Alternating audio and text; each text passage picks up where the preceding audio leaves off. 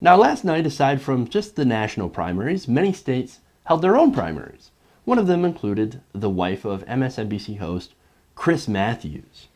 Now, according to the Examiner, Kathleen Matthews was crushed Tuesday evening in Maryland's 8th Congressional District Democratic primary. Now, instead, State Senator Jamie Raskin was declared the winner at about 11 p.m. last night, but you'll be surprised to know that MSNBC really didn't even report that. Well, they reported about Raskin winning, but not about Chris Matthews' wife losing. That's interesting. Now, MSNBC's only mention of the Matthews role in the Maryland Democratic primary came when Chuck Todd actually reported Tuesday that she was one of the leading candidates to replace Chris Van Hollen.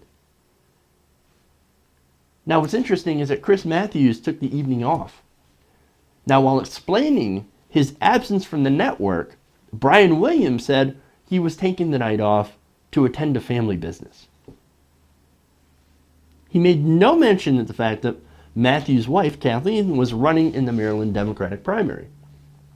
Now, after Raskin was announced the projected winner Tuesday evening, Chris Hayes and Rachel Maddow, they tried really hard not to mention her and not to really talk about her.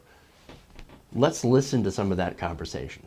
We saw a huge outpouring of establishment support for Katie McGinty in that primary race, up to the vice president campaigning for her directly. She was the ultimate connected insider. I mean, she came out of the Gore folks, the vice president. She's the chief of staff of the governor. So this was someone who, absent those connections, it would have been hard to see her in the position she was in. But ultimately, she was able to use those to propel her to a victory among the actual voters whose say matters in the end. That wasn't the case in, say, a place like, for instance, Maryland's congressional district, Van Hollen's vacated seat, where it looks like Jamie Raskin, I believe, is in the lead right now, where someone who had spent $12 million dropped a lot of money and wasn't able to win that seat. So the voters ultimately get a say on Election Day. Now, wait a minute here. Raskin was in a three-way race with Trone and Kathleen Matthews. Now, Kathleen Matthews had actually received a lot of money and backing from Hillary Clinton. Now, you wonder why Chris Matthews was so pro-Hillary. And he's already been pro-establishment, but also super pro-Hillary. And yet, they didn't mention any of this. Now, it may not seem like a big deal to you guys, but it would be nice to know and to have a little bit of transparency. You know, maybe if it said, hey, one of our own hosts is having a little bit of a conflict of interest in reporting on the election because his wife is running for office and getting money from Hillary Clinton. That would be nice, but of course they'd never say that.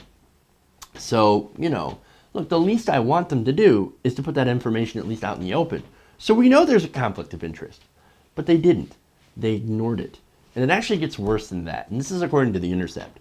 Guests featured on Hardball were found to have donated approximately $80,000 to Kathleen Matthews' congressional bid. This includes the Political Action Committee for Senator Kirsten Gillibrand. She gave $10,000 to Kathleen's campaign on June 20th, 2015, 2 days before Gillibrand appeared on Hardballs. Senator Barbara Boxer contributed $1,000 on January 11th, 2016, 1 day before she was interviewed on that program. Paul Pelosi, husband of House Democratic leader Nancy Pelosi, also donated $1,000 to Kathleen's campaign. Before she also had an interview. Look, and if you think that it was just political figures, you're wrong. Apparently, Chris Matthews can be bought by anybody. Earlier last year, Matthews twice used his show to promote the Star Wars movie, The Force Awakens, after J.J. Abrams and his wife each donated $1,000 to his wife's congressional campaign. Now, I happen to really like that movie, right? I love the Star Wars movie, but Jesus Christ, dude, if that's not a good, blatant example of corruption, I do not know what is. And the fact that MSNBC literally ignored any mention of her or that, or her loss, or why Chris Matthews wasn't even on the show during election night, that's really fucking shady. That's some shady ass shit, dude. And not only shady, but it's fucking sick. Now, unfortunately, this is how the media works. This is how Washington works.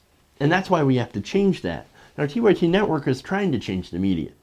But we're also trying to change Washington in order to get the money out of politics and stop this kind of blatant bullshit corruption. And unless we do, it's only going to continue, and it's only going to get worse.